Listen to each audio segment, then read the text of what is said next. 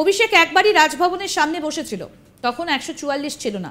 যারা আজকে ইস্যুটা তুলে রাজনীতি করার চেষ্টা করছে, যা করব সবই তাদের করতে হবে।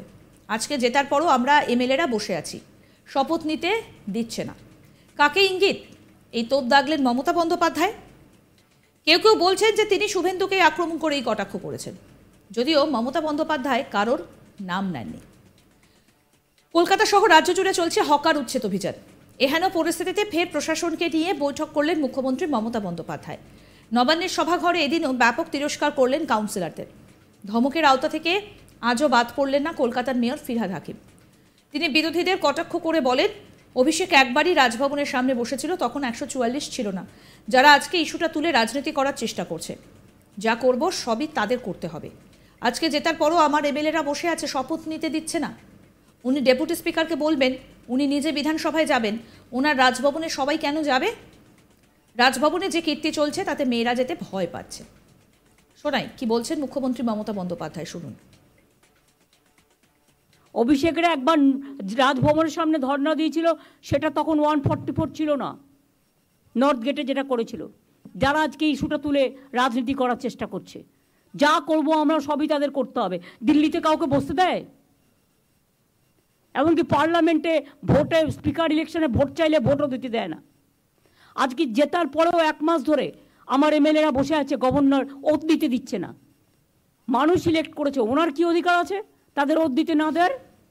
উনি স্পিকারকে অথরাইজ করবেন, ডেপুটি স্পিকারকে অথরাইজ করবেন, না হলে নিজে অ্যাসেম্বলিতে যাবেন।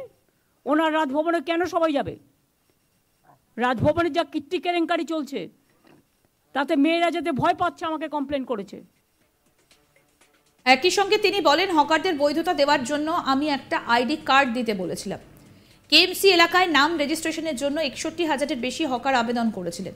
এর মধ্যে 59,000-এর বেশি ঠিকঠাক পাওয়া গিয়েছে, 2,000 বাদ গেছে। কারণ এক জনের 4টে করে ডালা, সেটা আমরা করতে পারি না। আরেকটা লোককে খাওয়ার সুযোগ দিন। হকার নেতাদের টাকা দিলেই চাঁদা তুলবে আর ইচ্ছে মতো ডালা বসিয়ে দেবে। হকার নেতারাও এই আইনের মধ্যে পড়বে, এটা মাথায় রাখবেন। আর দয়া করে হকার নেতারা চাঁদা তুলবেন না। গরিব লোকেদের থেকে পুলিশ নেতাদের বলছি, চাঁদা বন্ধ করতে হবে। ভিডিও সার্ভে করা আছে, একটা পরিবারে 2টো ভাই থাকতে পারে, তার জন্য আলাদা জোন করতে হবে। একই জায়গায় গায়ে গায়ে ঠেসে ঠেসে দোকান। গড়িয়াহাটে তো হাঁটারই জায়গা নেই। আমি গড়িয়াহাটের এপারের অংশের কথা বলছি না। হকার বাজারটা মনে রাখবেন, দেখতে সুন্দর করতে হবে। নিউ মার্কেট এলাকাও ঘিঞ্জি হয়ে গিয়েছে, কর্পোরেশনের গায়ে পর্যন্ত হকার বসে গিয়েছে। স্থানীয় কাউন্সিলররা চোখে দেখেও দেখে না। অনেকে বলছে তাদের সরিয়ে দেওয়া হোক, আমি বলছি একটা আলাদা জোন দেওয়া হোক। কি বলছেন মুখ্যমন্ত্রী, শুনব। হকারদের আইনত বৈধতা দেওয়ার জন্য আমি একটা আইডি কার্ড করতে বলেছিলাম, বা তাদের একটা পরিচয়পত্র। কেএমসি এলাকায় নাম রেজিস্ট্রেশনের জন্য 61,000-এর বেশি হকার আবেদন করেছিলেন। এর মধ্যে 59,000-এর বেশি আবেদন ঠিকঠাক পাওয়া গেছে। মাত্র 2,000 লেফট আউট হয়েছে, তার কারণ এক একজনের 4টে করে ডালা। সেটা আমরা করতে পারি না। 4টে করে ডালা মানে আর একটা লোককে খাবার সুযোগ দিন। হকার নেতাদের টাকা দিলেই চাঁদা তুলবে আর ইচ্ছা মতো ডালা বসিয়ে দেবে। হকার নেতারাও কিন্তু এই আইনের মধ্যে পড়বেন, এটা মাথায় রাখবেন। আর দয়া করে হকার নেতারা চাঁদা তুলবেন না। গরিব লোকেদের কাছ থেকে পুলিশ আর হকারদের চাঁদা তোলা, নেতাদেরও সবাইকে বলছি বন্ধ করতে হবে।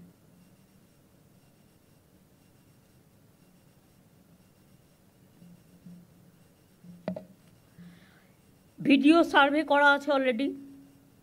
এখনও যারা যোগ্য কিন্তু রেজিস্ট্রেশন পায়নি, আর একবার সার্ভে করে দেখার সুযোগ দিন।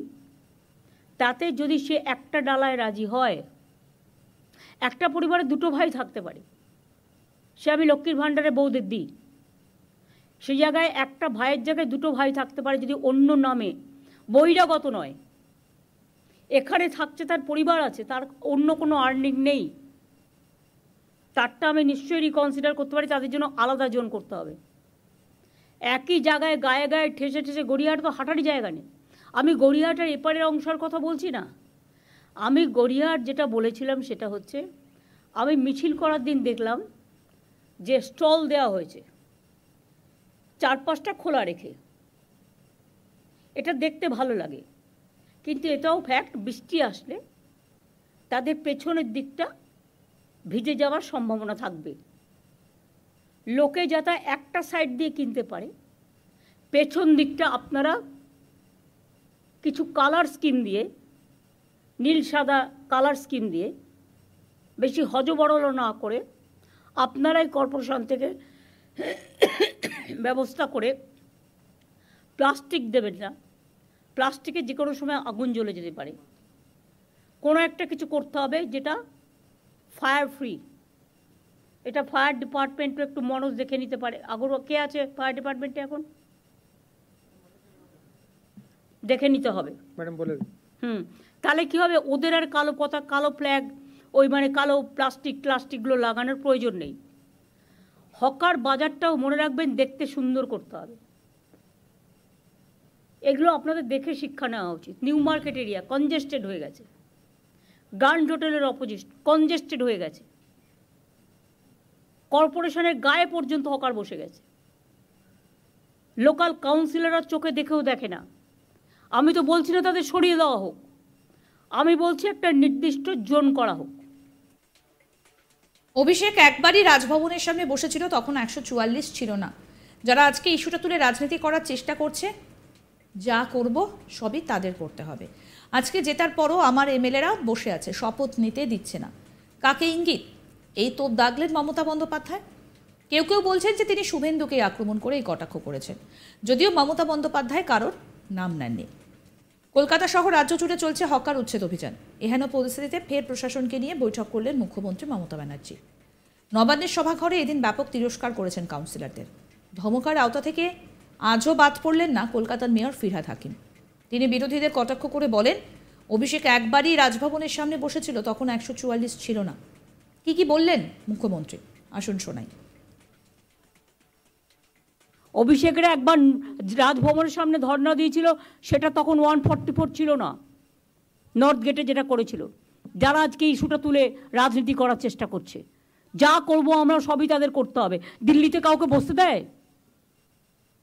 এমনকি পার্লামেন্টে ভোটে, স্পিকার ইলেকশনে ভোট চাইলে ভোটও দিতে দেয় না। আজকে জেতার পরেও 1 মাস ধরে আমার এমএলএরা বসে আছে, গভর্নর ওথ দিতে দিচ্ছে না। মানুষ ইলেক্ট করেছে, ওনার কি অধিকার আছে তাদের ওথ দিতে না দেওয়ার? উনি স্পিকারকে অথরাইজ করবেন, ডেপুটি স্পিকারকে অথরাইজ করবেন, না হলে নিজে অ্যাসেম্বলিতে যাবেন। ওনার রাজভবনে কেন সবাই যাবে? রাজভবনে যা কীর্তি কেলেঙ্কারি চলছে, তাতে মেয়েরা যাতে ভয় পাচ্ছে আমাকে কমপ্লেন করেছে। আরও আপডেট পেতে দেখতে থাকুন আজ তাক বাংলার ইউটিউব চ্যানেল।